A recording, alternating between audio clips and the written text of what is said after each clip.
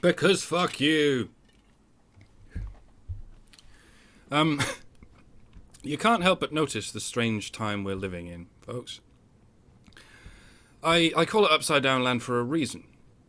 We've found ourselves in a situation where conservatives in far distant countries can get along with each other just fine, but liberals living next door to each other are finding themselves fundamentally incompatible for an endless series of microscopically unimportant reasons.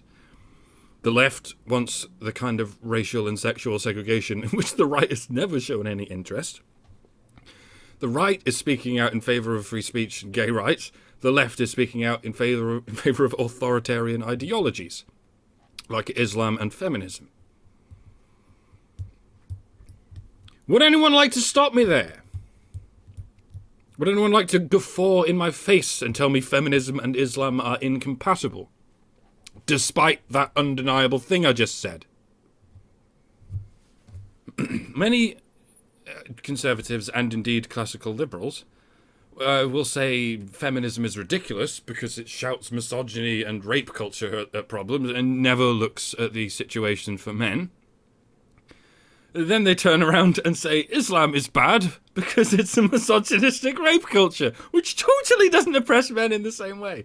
Just flip derp lol. It's bad when feminists do it, but it's okay when we do it.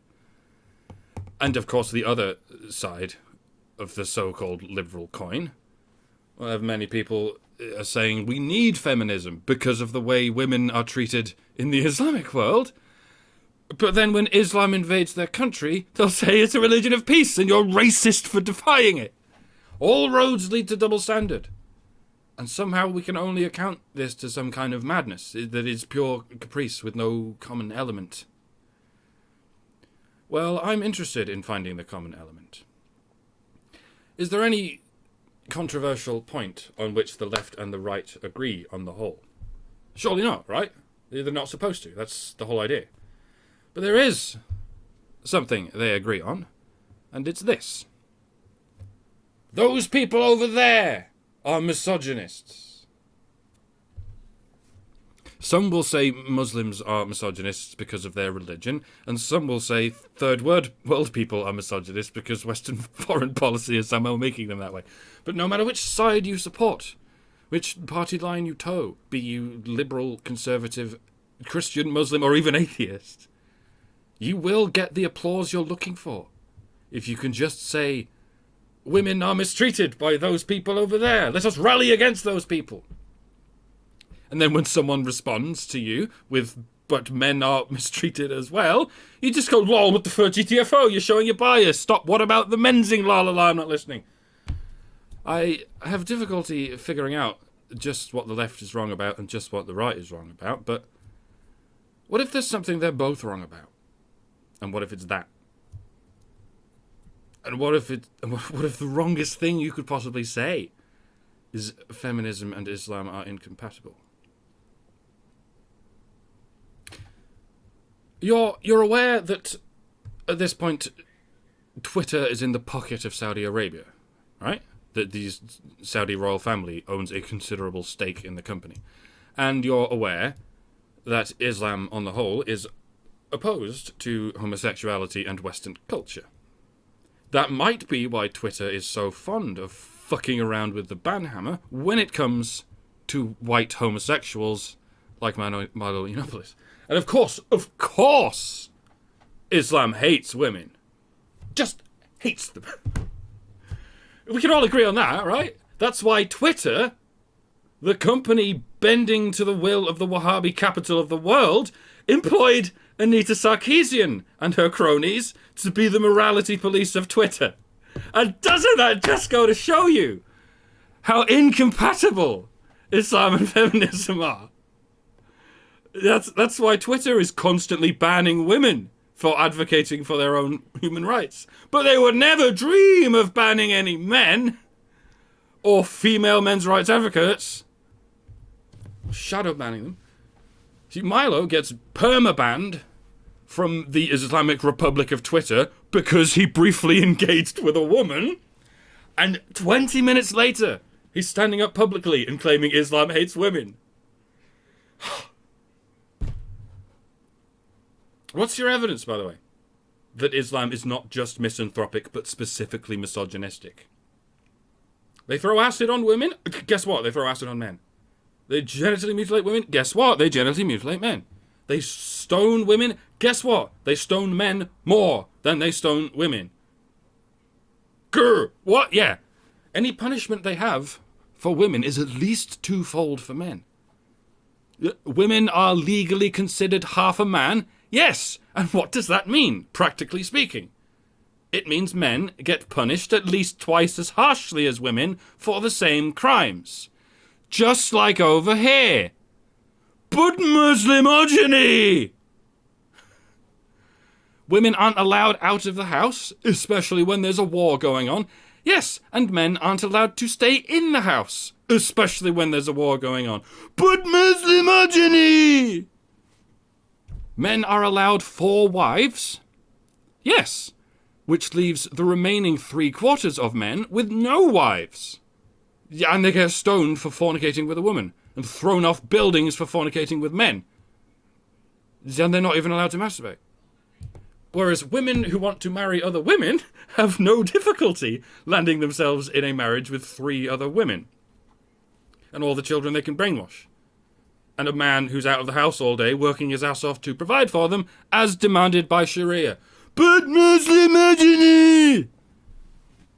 And then millions of those leftover men who've been systematically denied physical affection for their whole lives get evicted from the fucking country, shoved in the direction of Europe, and told to commit mass suicide murder for the sake of Allah and the women's.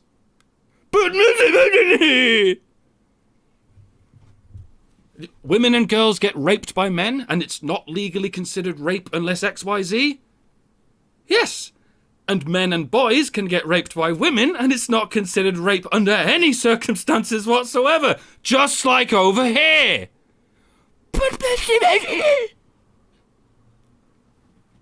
Every example you come up with of women being mistreated in the Middle East is nothing but an orphaned statistic that relies on ignoring the equivalent or worse mistreatment of men. And then you laugh at feminists for doing the same shit. The truth is staring you in the face, and you still refuse to see it. Not only do you use the exact same tactics as feminism, but so does Islam. Just variations on the same mantra. You people are not doing enough to protect your women. You should be putting them in burqas. I mean safe spaces. And if you don't, it's because you hate women and you want them to get raped. Yeah, what's the difference between a safe space and a burqa? A burqa is an individual choice, and a safe space is a collective choice. And nowhere, anywhere in the world do men get to make either of these choices. They have to show their faces, and they have to show them to women. Try wearing a burqa or even a niqab in public as a man. You'll find you get arrested. You call people bigots and xenophobes for trying to ban the burqa, forgetting that the burqa is already banned, but only for men. You get arrested for wearing it. I'd call that banned. Yeah, for the same reason safe spaces are banned, but only for men. Because misogyny. Look, I'm not going to deny for a second that many, if not most, Muslims have a serious problem with homosexuals and Jews and infidels and apostates. You need only listen to them at their rallies to notice that, of which there are numerous in this fair capital city I call my home. When Muslims get together in public protest, they will shout death to the West, death to gays, death to Jews, and death to the unbelievers, but you will never hear them say death to women. You will never hear them say oppress women and children. You will hear them say make widows of their wives, make orphans of their children, but would you care to deduce who they're talking about there? Whose death they are calling for? That would be men, and only men. The apparently most patriarchal societies on Earth are only interested in killing men, and they are very interested indeed in killing those men. If this is the result of treating women as second-class citizens, then I don't want to be a first-class citizen. Yeah, at this point in my argument, it's quite likely that half of you will be calling me an Islam apologist, and the other half will be calling me an Islamophobe. Funny how that works, but that's how it works.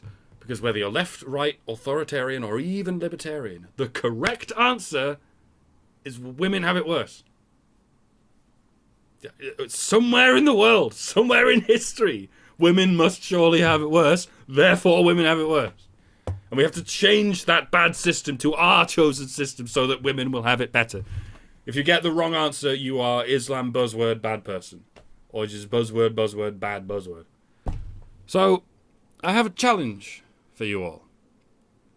See if you can criticize Islam without playing the woman card.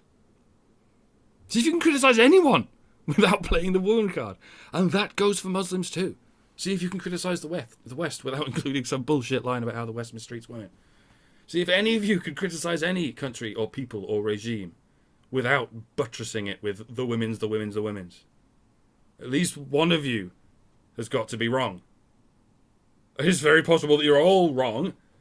None of you get to legitimately play the woman card, because when you get past the propaganda and the lies and the hysteria, you all, in reality, take your shit out on men way more than you take it out on women. You can take what I'm doing here and call it the man card if you like, and you could laugh out loud at the very concept of a man card. But if that's what it takes to dispel the woman card, then that's what I'm playing. I'll play it until you snap out of it. Because the woman card is the most dangerous narrative artifact of all time. All wartime propaganda, since history began and probably before, has had the rallying cry of save the women as the centerpiece of its hate-mongering. So it's no surprise that it's the one thing you're all extremely reluctant to discard. Yeah, and I mean extremely. None of you consider the woman card to be extremism, and yet it's right there, taking pride of place in every form of extremism. If you want world peace, try operating without the woman card. Just for a fucking day or something. It's a bold, brave, scary new prospect, folks, but see what happens. See if you can. Let's see what it says about you if you can't. If you've made it this far and not one part of you is tempted to shout at me in lieu of an actual argument, then you are at least on the path to recovery. But I fully expect to die long before this gets fixed. So, in the meantime, I'm just going to carry on drinking myself to death while it's still legal for me to do so. Allahu Akbar. Praise Jesus. Fucking shalom. To your health, says and madams. May you all do your best to get well soon. Goodbye and